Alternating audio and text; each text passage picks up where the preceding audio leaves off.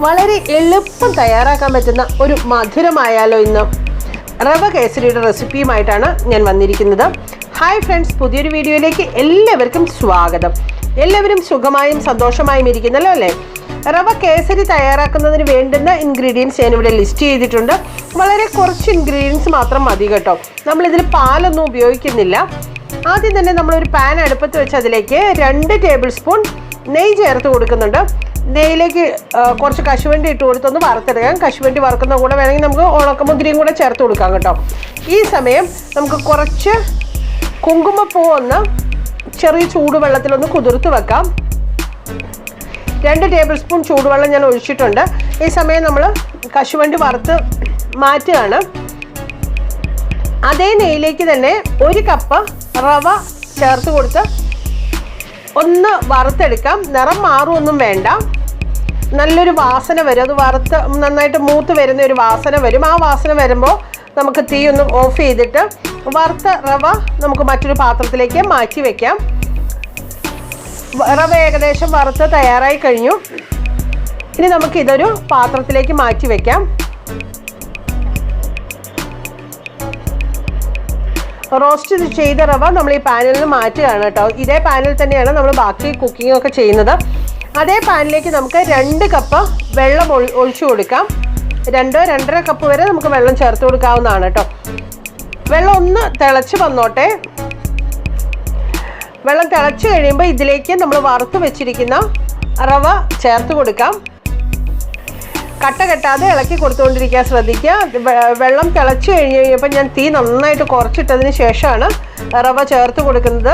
കട്ട കെട്ടാതെ തന്നെ ഇളക്കി കൊടുത്തുകൊണ്ടിരിക്കണം. ഇനി നമുക്ക് ഇളക്കി ആ റവ നന്നായിട്ടൊന്ന് വേവിച്ചെടുക്കാം. ഇളക്കി കൊടുത്തുകൊണ്ടിരിക്കുക. ചെറു തീയിലിട്ട് തന്നെ നന്നായിട്ട് കുക്ക് ചെയ്തെടുക്കാം. റവ ഏകദേശം നന്നായി വെന്ത് കഴിയുമ്പോൾ വെള്ളമൊക്കെ വലിഞ്ഞ് കഴിയുമ്പോഴാണ് നമ്മളതിലേക്ക് പഞ്ചസാര ചേർത്ത് കൊടുക്കുന്നത്. ഞാനിവിടെ ഒരു 1/4 കപ്പ് പഞ്ചസാരയാണ് ചേർത്ത് കൊടുത്തിരിക്കുന്നത്. 1/4 കപ്പ് മുതൽ 1 കപ്പ് വരെ ചേർത്ത് കൊടുക്കാം. അതിൽ കൂടുതൽ മധുരം വേണമെങ്കിൽ അങ്ങനെയും ചേർത്ത് കൊടുക്കാം കേട്ടോ. പഞ്ചസാര ചേർത്ത് കൊടുത്ത് അതൊന്ന് മെൽറ്റായി വരുമ്പോൾ ഒന്നുകൂടി ഒന്ന് ലൂസാകും. ആ കൂടെ തന്നെ നമുക്ക് കളറിന് വേണ്ടിയിട്ടും കൂടെയാണ് നമ്മൾ ഈ കുങ്കുമപ്പൂ വെള്ളത്തിൽ കലക്കിയത് ചേർത്ത് കൊടുക്കുന്നത്. കുങ്കുമപ്പൂ ഇല്ലെങ്കിൽ നമുക്ക് മഞ്ഞൾപ്പൊടി ചേർത്ത് കൊടുക്കാം. അതല്ലെങ്കിൽ യെല്ലോ ഫുഡ് കളർ ചേർത്ത് കൊടുക്കാവുന്നതാണ്. ഞാനിവിടെ കുങ്കുമപ്പൂവിൻ്റെ കളർ തന്നെയാണ് ഉപയോഗിച്ചിരിക്കുന്നത് കേട്ടോ. അതിൽ നിന്നുള്ള നന്നായിട്ട് ഇളക്കി കൊടുക്കുക. അതിൽ നിന്നുള്ള ജലാംശമൊക്കെ ഒന്ന് വലിഞ്ഞു വന്നോട്ടെ. അതിലേക്ക് നമുക്ക് ഒരു 1/2 ടീസ്പൂൺ ഏലക്ക പൊടിച്ചതും വറുത്ത് വെച്ചിരിക്കുന്ന കശുവണ്ടിയും കൂടെ ചേർത്ത് കൊടുത്ത് നന്നായിട്ട് ഇളക്കി യോജിപ്പിക്കാം. അതിൽ നിന്നുള്ള ജലാംശമൊക്കെ നന്നായിട്ട് വലിഞ്ഞു വരുന്നവരെ ചെറു തീയിലിട്ട് തന്നെ നമുക്ക് ഇളക്കി കൊടുത്തുകൊണ്ടിരിക്കാം കേട്ടോ.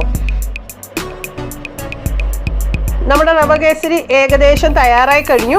ഏറ്റവും അവസാനത്തെ സ്റ്റേജ് നമുക്കൊരു 1/2 ടേബിൾ സ്പൂൺ മുതൽ 1 ടേബിൾ സ്പൂൺ വരെ നെയ്യ് കൂടെ ചേർത്ത് കൊടുത്ത് നന്നായിട്ട് ഇളക്കി യോജിപ്പിച്ച് തീ ഓഫ് ചെയ്യാവുന്നതാണ്.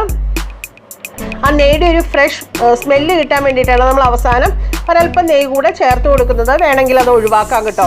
തീ ഓഫ് ചെയ്യാം. നമ്മുടെ റവ കേസരി തയ്യാറായി കഴിഞ്ഞു. എല്ലാവരും ട്രൈ ചെയ്ത് നോക്കുക. വളരെ സിമ്പിളായിട്ട് വളരെ എളുപ്പത്തിൽ തയ്യാറാക്കാൻ പറ്റുന്ന ഒരു റെസിപ്പിയാണ്. എല്ലാവരും ഒന്ന് ട്രൈ ചെയ്ത് നോക്കുക. അഭിപ്രായങ്ങളും നിർദ്ദേശങ്ങളും നിങ്ങൾ കമൻറ്റ് ബോക്സിൽ അറിയിക്കാവുന്നതാണ്. വീഡിയോ ലൈക്ക് ചെയ്യാനും ഷെയർ ചെയ്യാനും മറക്കരുത്. ചാനൽ സബ്സ്ക്രൈബ് ചെയ്യാത്തവർ ആരെങ്കിലും ഇത് കാണുന്നുണ്ടെങ്കിൽ ചാനൽ സബ്സ്ക്രൈബ് ചെയ്തേക്കണേ. Thank you for watching. മറ്റൊരു വീഡിയോയുമായി നമുക്ക് വീണ്ടും കാണാം.